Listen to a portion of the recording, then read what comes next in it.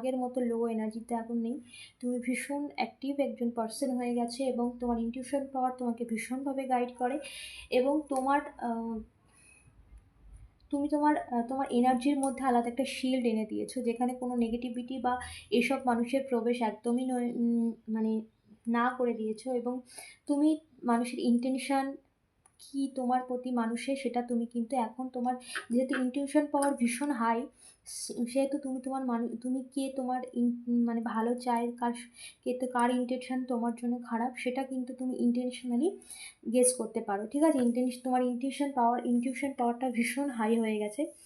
যার জন্য তুমি কিন্তু মানুষের মনোভাব আ বুঝতে পারো।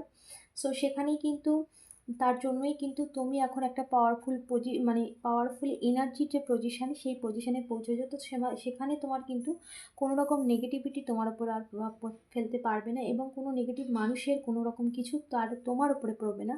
কারণ তুমি একটা একটা তোমার এনার্জিতে প্রচুর ট্রান্সফর্ম হয়েছে এবং তোমার এনার্জির মধ্যে যে পরিবর্তন ঘটেছে সেটা কিন্তু ভীষণ পাওয়ারফুল একটা পরিবর্তন।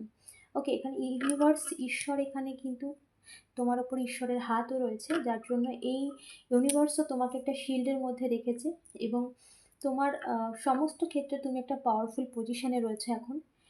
হতে পারে কারো ক্ষেত্রে এখনো স্টেবল সেইভাবে হওনি, কিন্তু এনার্জি ওয়াইজ তুমি কিন্তু পাওয়ারফুল পজিশনে রয়েছো একদম।